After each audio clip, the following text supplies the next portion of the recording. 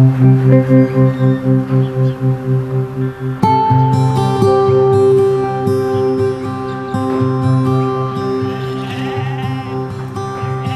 family have been on these properties since 1862 and we bought these properties in 1884.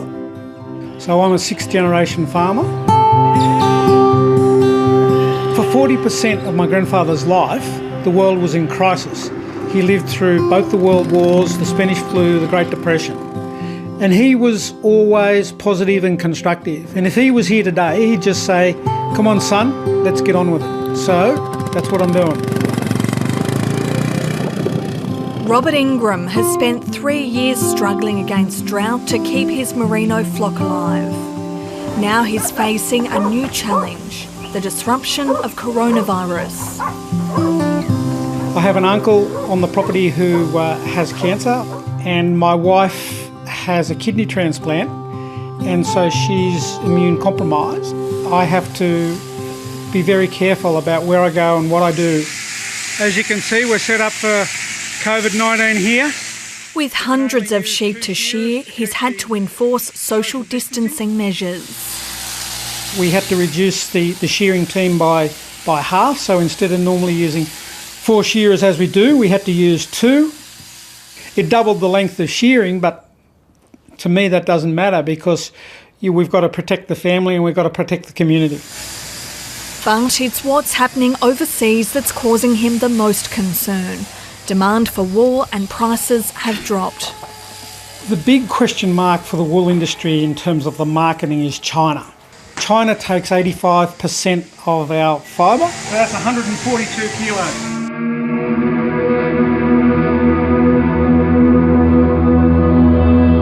We're in Orange, New South Wales. We're at the foothills of Mount Canobolas. We have about 50 hectares of cherries and apples, and we're doing Pink Lady right now.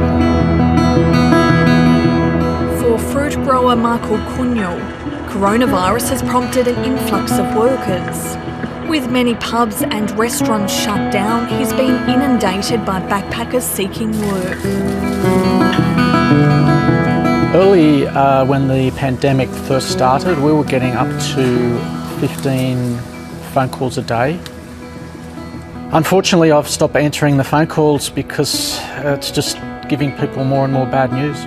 Hey guys, how we going? Michael's keeping his 3 current workers on for the next few months, even though he doesn't really need them. They haven't really got anywhere else to go, so we're going to find winter work for them. But come cherry season, Michael worries he could be short of seasonal workers if international travel restrictions continue and the pandemic rolls on. Who knows, they might end up going home and nobody come back, so we're quite concerned in 6 months' time that we mightn't have anyone. If we didn't get enough backpackers and overseas workers, we could possibly have good fruit rotting on the tree because of lack of people to pick it. Back at Robert Ingram's merino farm, he's facing another extremely dry winter. But he hopes there may be a silver lining. We think that post-coronavirus, there's a positive impact for the wool industry in that people locked up, cabin fever, are going to get out. And so that market that we've been targeting, that sports and leisure market that we've been targeting, we see opportunity to really put the base into the price for our wool. Hi, I'm Lee Sales. Thanks for watching this story. If you'd like to watch more of 730's stories, they are on the left of your screen. And tap on the button below to subscribe and get the latest from ABC News.